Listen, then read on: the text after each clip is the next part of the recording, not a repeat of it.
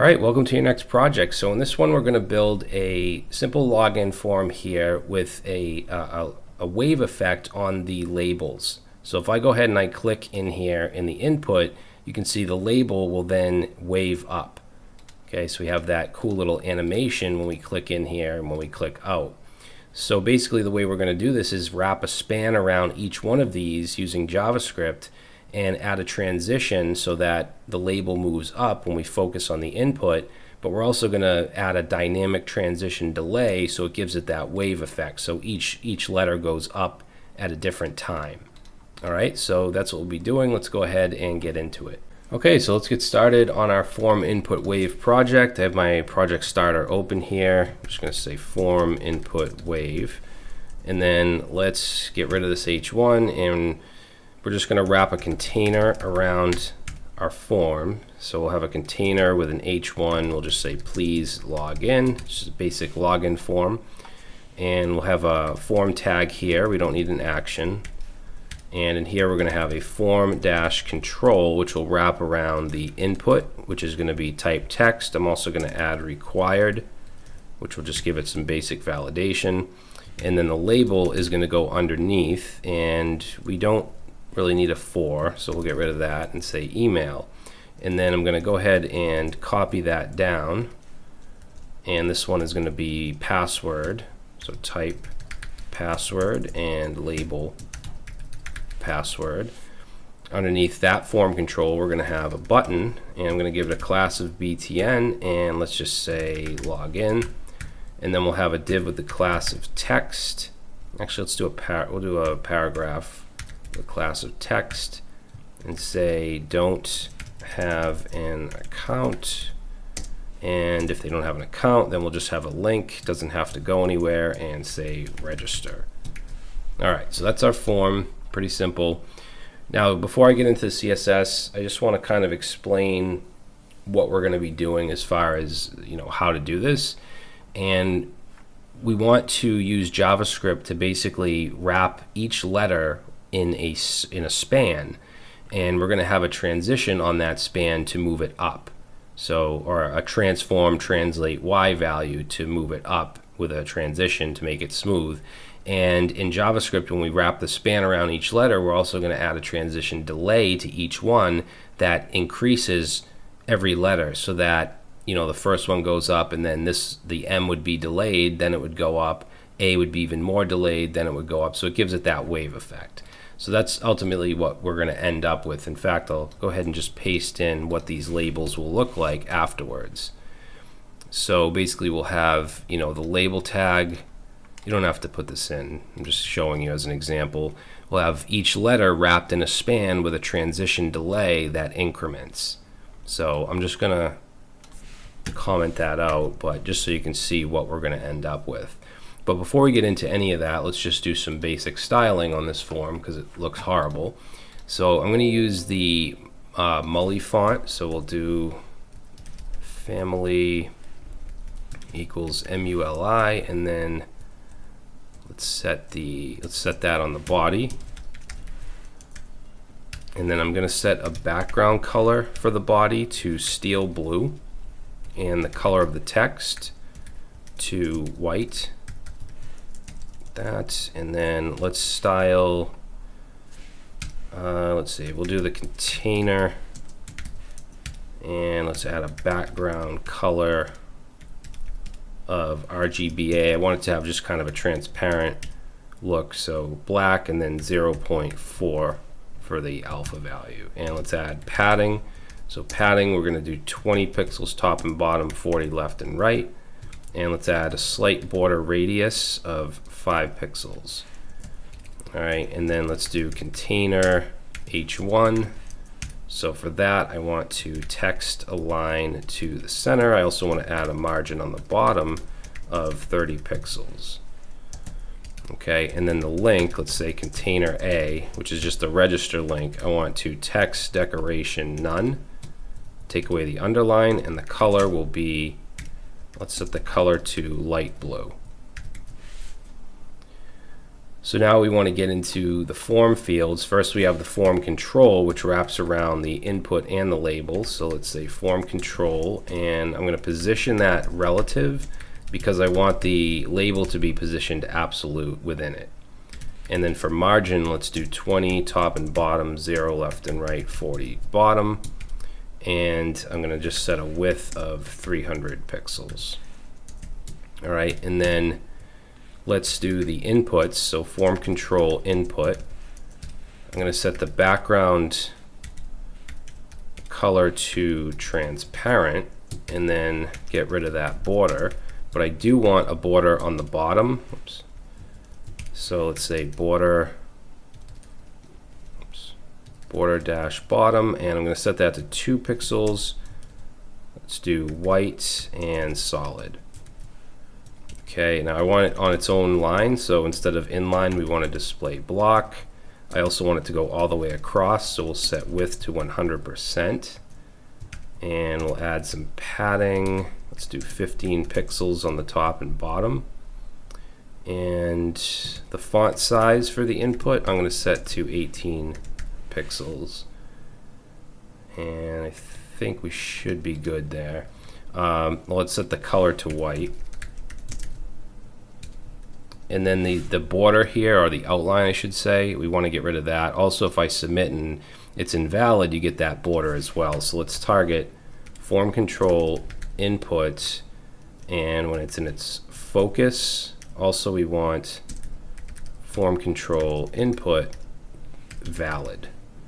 And we're going to just set the outline on that to 0.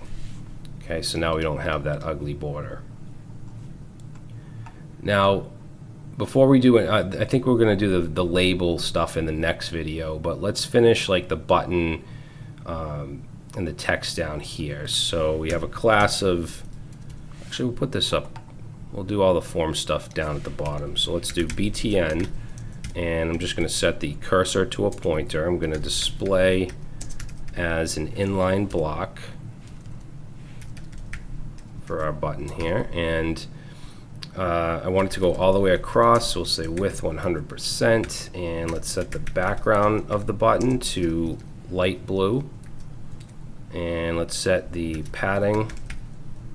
We'll do padding 15 pixels, and let's, for font family, we're going to inherit, and then for font size, let's set that to 16 pixels. And the border, we want to get rid of that, so border 0, and I'm going to make the border radius the same as the container, 5 pixels. And I think that's all we want to do. Let's say btn focus, set that outline. Actually, we can add that down here. No, because we're going to add something else there. Yeah, let's just do outline 0 on btn focus. And we can have a little hover effect too. So, I mean, not hover, click effect or hover, whatever you want. So we're going to do button, and when it's active, so when we click down on it, we're going to add a transform and just scale it down a bit. So scale it from 1 to 0.98. So we get that little effect. All right.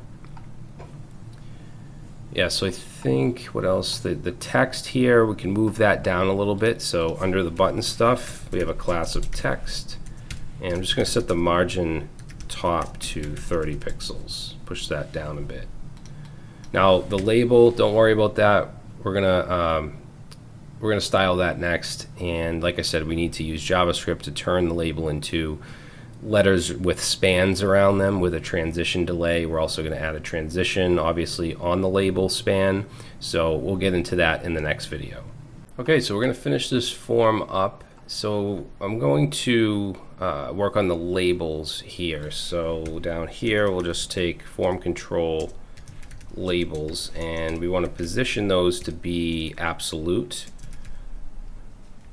And absolute, and that's because the form control itself is relative, so we're positioning absolute within that. And we're going to put from the top 15 pixels and from the left 0. Now right now the way it is, if I start to type in here, it's going to just cover the label, but ultimately the label is going to wave upwards when we click in here. All right, now before we actually style the span, I want to add it because right now there is no span. We don't have this, it's just label and then the word. So we're going to use JavaScript to basically turn this into this. So let's jump into our script.js, and first thing we want to do is bring in our labels. So let's use document.querySelectorAll, because it doesn't matter how many labels there are, we want to get them all. So form-control label, and that'll give us a node list of all the labels. So since it's a node list, we can go ahead and use for each on it, and we'll say for each label, for each label, I'm going to take the label.inner.html and set it. Now, first, there's a couple things we want to do. We want to get the inner text, inner text, which is just going to be, each letter. So E, M, A, I, L in this case for the first one. And then I'm going to split it into an array. I'm going to go on to the next line and call .split. And what that does, if we put an empty string in here, is it splits the letters into an array. So it'll be an array with the first value will be E, the second will be M, and so on. Now from that, I want to manipulate it. So I'm going to use .map, which you can use on an array, which now this is, to turn it into an array of something else. And what we want to turn it into for now is an array of the letters with a span around it with a transition delay. So let's say map, and this just takes in an arrow function. And we're just going to use backticks here because we want to just turn it directly into an array of spans that we're going to have here. But we need to pass in here for each letter. And then I also want the index, which just starts at 0 and increments for every item in the array. And I want to turn it into, let's say, span. And inside here, we want to have whatever the letter is. So this will turn it into an array of letters with a span around it. Now, obviously, we don't want an array. We want it to be a string, so we can use join and just pass in an empty string, and that will turn it back into a string.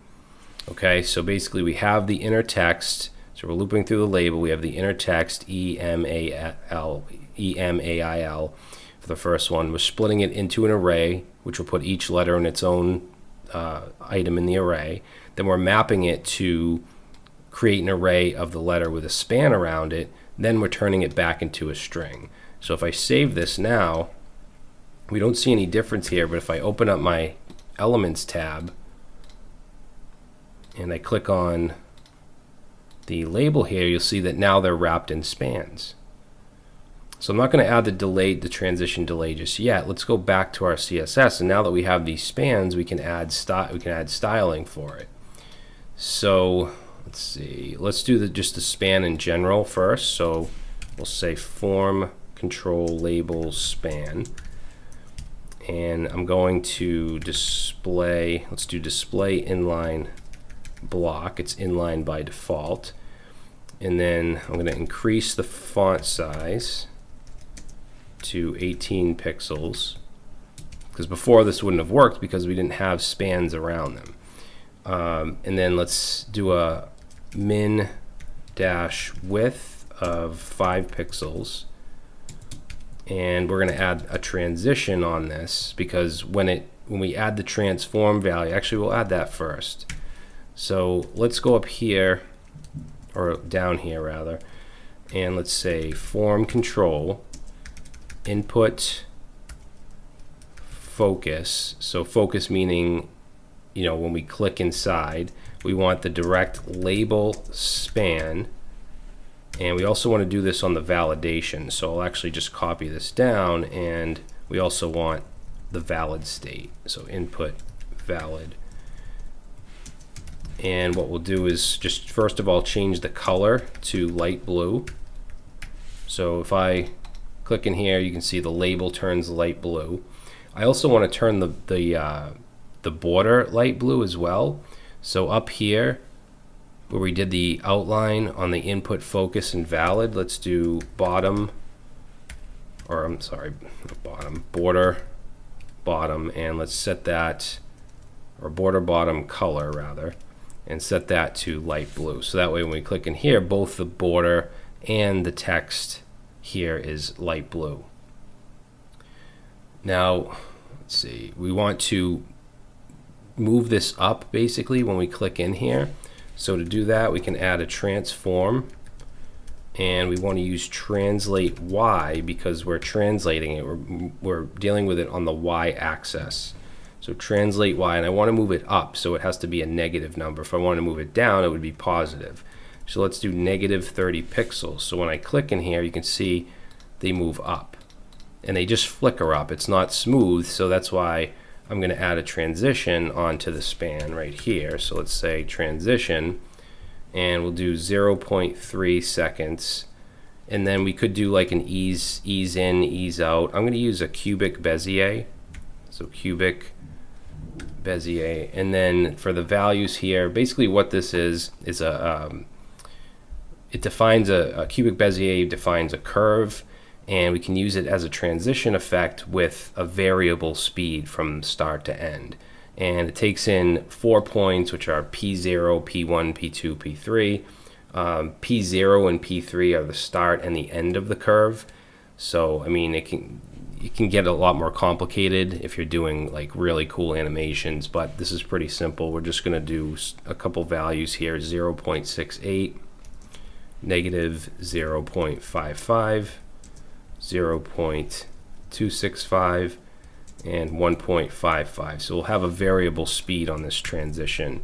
So if I click in here, you can see now it doesn't just flick up, it has that cool, almost like a bounce effect. Now we don't want the whole thing to go up at once. You could do that. I mean, you could leave it like that if you want, but I want to have that wave effect, so that's where the transition delay comes in. Because we already have the transition, and it's transitioning the this right here, the transform translate, where it moves up. So in our script here, let's add onto the span an inline style, and we'll set that to, let's say, transition dash delay. Now, when we set this, we don't want to set it to a fixed value because it'll do the same thing. It'll just wait and it'll flicker them all up at the same time. So what I'm going to do here is use the index, which just starts at 0, then 1, 2, 3, and so on, and I'm going to multiply it by 50. So the first one will be 0, second one 50, third one will be 150, then 200, 250, and so on. So now I'll save that, and if I click, okay, that didn't work. Oh, we need to add the milliseconds. So after the transition delay number, we need to have ms. All right, and there we go. And of course, you could change this, like we could do 30. We could do, 300, which is going to be very slow. So 300 milliseconds. I think that 50 is good though. You can make it faster, like 10. But you can barely see the wave. So I think 50 is a good number. So we'll keep it at 50 ms. All right, so that's how you can add this cool little effect. So that's it. Hopefully you guys like this project, and we'll move on to the next one.